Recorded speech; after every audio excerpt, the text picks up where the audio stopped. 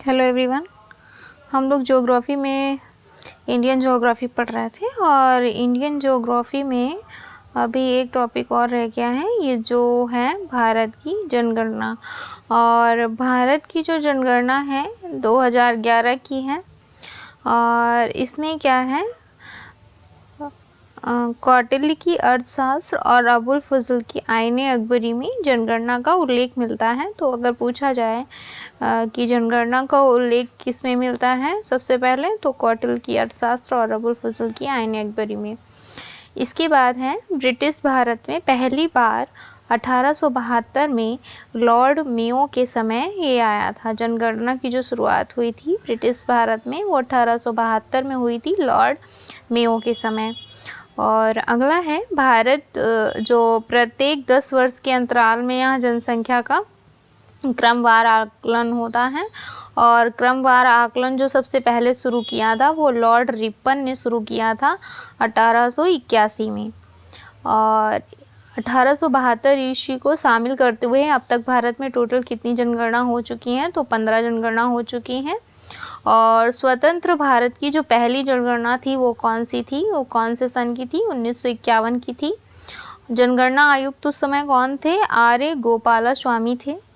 2011 की जो जनगणना है वो भारत की 15वीं जनगणना रही और स्वतंत्र भारत की 7वीं थी 2011 की। और 2011 की जनगणना 21वीं शताब्दी की दूसरी जनगणना थी। और 15वीं जनगणना जो 2011 का जो नारा था वो क्या था, हमारी जनगणना हमारा भविष्य। और शुभंकर जो इसका था वो था प्रगणक शिक्षिका, ये इसका शुभंकर था 2011 की जनगणना का। देश की जनगणना ये कौन सा विषय में आता है, जनगणना ये आता है संघ सूची में, जनगणना आता है संघ सूची में। केंद्रीय गृह मंत्री के अधीन होता है और जनगणना आयुक्त उच्चतम अधिकारी होता है। और इस समय कौन है जनगणना आयुक्त, ये आप लोग मुझे कमेंट करेंगे।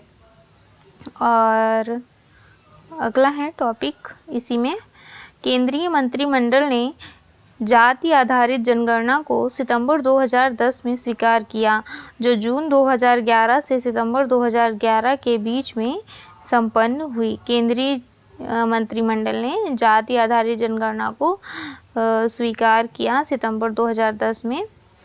और इसके बाद ये जून 2011 और से सितंबर 2011 के बीच संपन्न हुआ था। भारत के जनांकी इतिहास में वर्ष 1921 को महान विभाजक काल कहा जाता है। और क्योंकि 1911 से 1921 ईस्वी के दौरान भारत में जनसंख्या की दशकीय वृद्धि जो थी वो ऋणात्मक थी। 1911 से 1921 के बीच ये थी, ऋणात्मक गई थी। और जनसंख्या में भारत जो है वो सेकंड है, चीन फर्स्ट है, क्योंकि अभी ये लिखित रूप में चेंज नहीं हुआ है, अभी तक एग्ज़ाम वगैरह में भी यही माना जा रहा है। और जो जनसंख्या शब्द हैं ये किस सूची से हैं, ये समवर्ती सूची से है, जबकि जनगणना जो है वो संघ सूची से है। और क्षेत्रफल में भारत का जो स्थान है देश पूरे विश्व में वो 7th है।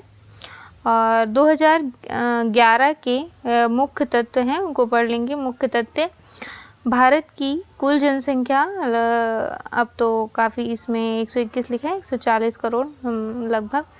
और मेल कितने परसेंट, 51.47, फीमेल 48.53। ये डेटा जो है ये 2011 की जनगणना का है।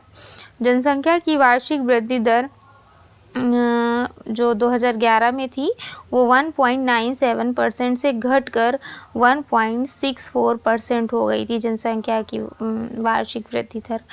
और दशकीय वृद्धि दर जो थी वो 21.54% से घटकर 17.7% हो गई थी। नागालैंड में दशकीय वृद्धि थी जो कि निगेटिव थी, ऋणात्मक थी। और इसके बाद है भारत का जनसंख्या घनत्व जो है वो 325 व्यक्ति पर किलोमीटर स्क्वायर से बढ़कर कितना हो गया था 2011 की जनगणना में 382 व्यक्ति पर किलोमीटर स्क्वायर में जनसंख्या घनत्व है भारत का। लिंगानुपात कितना है? 943 है, 943, पहले 933 था, 943 हो गया। और शिशु लिंगानुपात 0 से 6 वर्ष के जो होते हैं वो 919 हो गया। भारत की कुल जनसंख्या में साक्षर लोगों की जो जनसंख्या है वो 73 है। तो भारत में कुल साक्षर लोग 73%। पुरुष साक्षरता जो थी वो 80.9%, महिला साक्षरता 64.6%। और अनुसूचित जाति के व्यक्तियों की कुल संख्या 20.14 करोड़, जो देश की कुल जनसंख्या का कितना प्रतिशत था? 16.6%। एसटी वाला एसटी। और 10 की वृद्धि जो थी वो 20.8% थी एसटी लोगों की। और 2011 में अनुसूचित जनजातियों का लिंगानुपात कितना था? 990 था, 10 की वृद्धि थी 23.7%। देश की कुल जनसंख्या में नगरीय जनसंख्या कितनी थी? तो कुल जनसंख्या का नगरीय जनसंख्या थी 31.1% और ग्रामीण थी 68.9%। जनसंख्या की दृष्टि से सबसे बड़ा जो राज्य है वो यूपी है, सबसे छोटा सिक्किम है। और जनसंख्या की दृष्टि से जो सीक्वेंस में नंबर रहेगा वो सबसे पहले जनसंख्या में यूपी है, फिर महाराष्ट्र है, फिर बिहार है और फिर वेस्ट बंगाल है।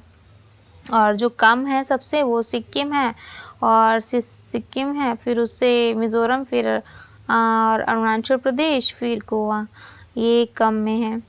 इसके बाद है सर्वाधिक जनसंख्या घनत्व। सबसे ज़्यादा जनसंख्या घनत्व बिहार में है, फिर उससे कम वेस्ट बंगाल में है, फिर उससे कम केरल में है और फिर उससे कम यूपी में। यूपी चौथे नंबर पे जनसंख्या घनत्व में। न्यूनतम जनसंख्या घनत्व कहाँ पे रहा? अरुणाचल प्रदेश में, फिर मिजोरम और सिक्किम और नागालैंड। यहाँ पे जनसंख्या घनत्व इस तरह से रहा। सर्वाधिक दशकीय वृद्धि जो रही है वो मेघालय में 27.9% रही है। न्यूनतम दशकीय वृद्धि रही है ये नागालैंड में।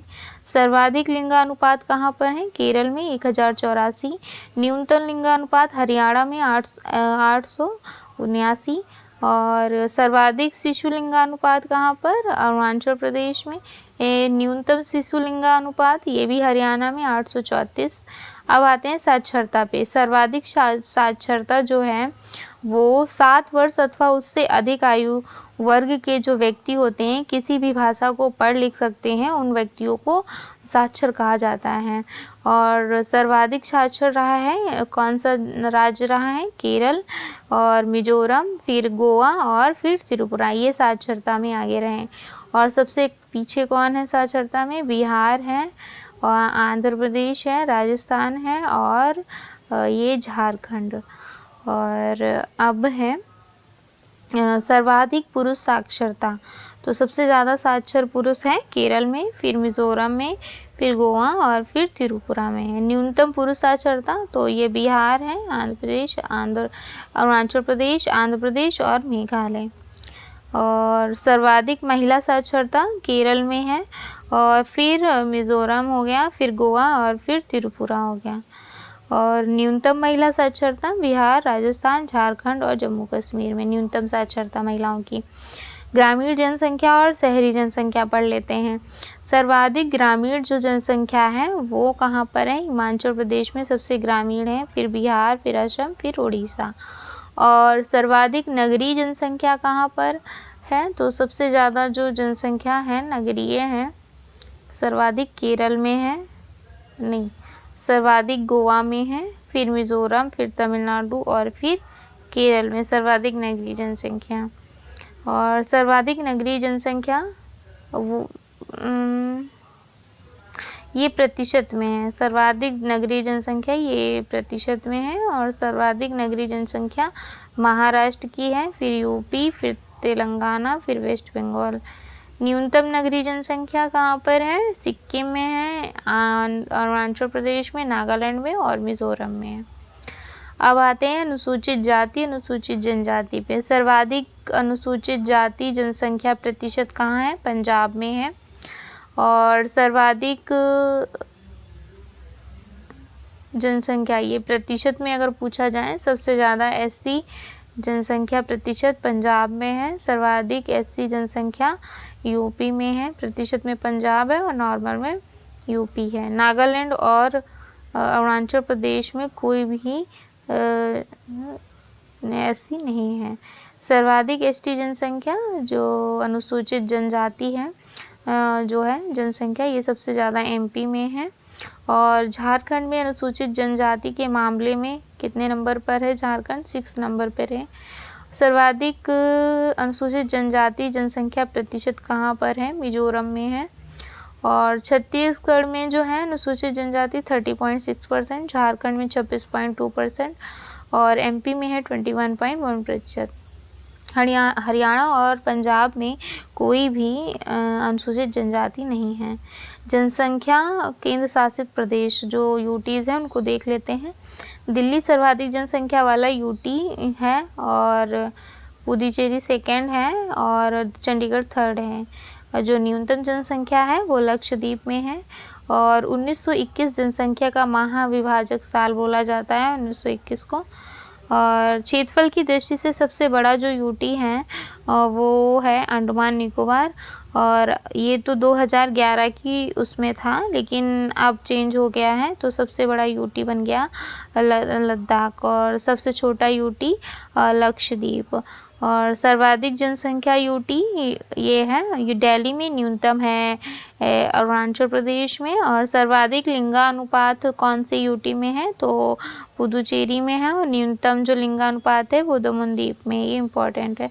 सर्वाधिक लिंगानुपात वाला यूटी जो है वो पुडुचेरी है। न्यूनतम लिंगानुपात वाला जो यूटी है वो दमनदीप है। सर्वाधिक शिशु लिंगानुपात यूटी अंडमान निकोबार, न्यूनतम शिशु लिंगानुपात वाला यूटी दिल्ली है। सर्वाधिक साक्षरता प्रतिशत में लक्षद्वीप है। न्यूनतम साक्षरता में दादरा नगर हवेली है। सर्वाधिक अनुसूचित जाति जो है, अनुसूचित जाति जनसंख्या प्रतिशत वो चंडीगढ़ में है। सर्वाधिक अनुसूचित जाति जो है वो दिल्ली में है। कोई भी अनुसूचित जाति लक्षद्वीप और अंडमान निकोबार में नहीं है। कोई भी अनुसूचित जनजाति है वो दिल्ली, चंडीगढ़ और पुडुचेरी में नहीं है। तो यहाँ हम लोगों का एक टॉपिक जो बचा हुआ था जनगणना, ये भी इम्पॉर्टेंट है, इससे हर बार क्वेश्चन पूछा जाता है। ये हम लोगों ने यहाँ पे कंप्लीट कर लिया है।